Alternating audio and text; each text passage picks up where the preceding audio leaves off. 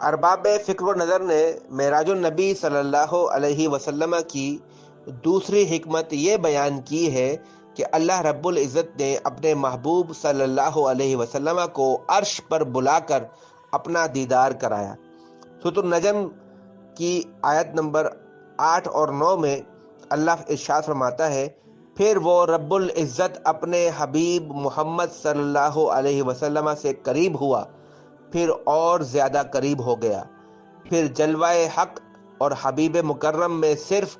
2 کمانوں کی مقدار فاصلہ رہ گیا، یا انتہائے قرب میں اس سے بھی کم ہو گیا۔ اور صاحب روح البیان فرماتے ہیں کہ حضور صلی اللہ علیہ وسلم اللہ تبارک و تعالیٰ کے قرب سے مشرف ہوئے، یا یہ کہ اللہ نے اپنے حبیب کو اپنے قرب سے نوازا۔ اور پھر ارشاد فرمایا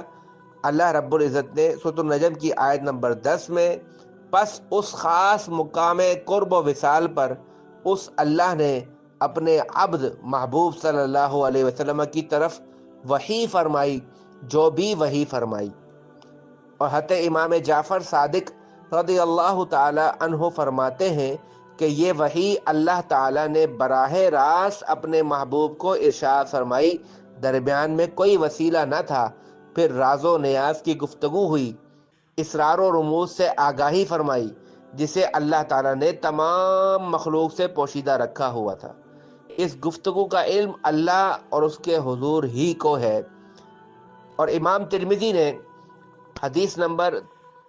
3288 میں بیان کیا کہ حضرت معاذ بن جبل رضی اللہ تعالی عنہ سے روایت ہے کہ رسول اکرم صلی اللہ علیہ وسلم نے فرمایا کہ میں نے اپنے رب کو حسین صورت میں دیکھا۔ اور امام حاکم نے المستدرک میں یہ روایت نقل کی ہے، حضرت عبد الرحمن بن عائش نے رسول اللہ صلی اللہ علیہ وسلم کو فرماتے ہوئے سنا کہ میں نے اپنے رب کو حسین صورت میں دیکھا۔ اور دیدار الہی کا ذکر ایک اور حدیث میں اس طرح فرمایا، جسے تفسیر ساوی میں ان آیات سورۃ النجم کے تحت بیان کیا گیا ہے۔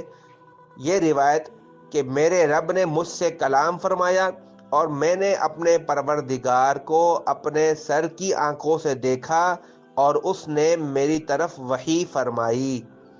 اور حضور صلی اللہ علیہ وسلم کے صحابہ کرام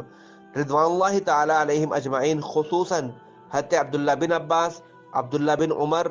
انس بن مالک، ابو امامہ، عمران بن حسین، ابی بن کعب رضی اللہ عنہم فرماتے ہیں کہ شب معراج حضور علیہ الصلوۃ والسلام نے اپنی سر کی آنکھوں سے اللہ رب العزت کی ذات کا مشاہدہ فرمایا۔ اور عبداللہ ابن عباس رضی اللہ تعالی عنہما فرماتے ہیں کہ اللہ نے حضرت ابراہیم کو خلیل، موسیٰ کو کلیم اور حضور سید المرسلین کو اپنے دیدار کا اعزاز عطا فرمایا۔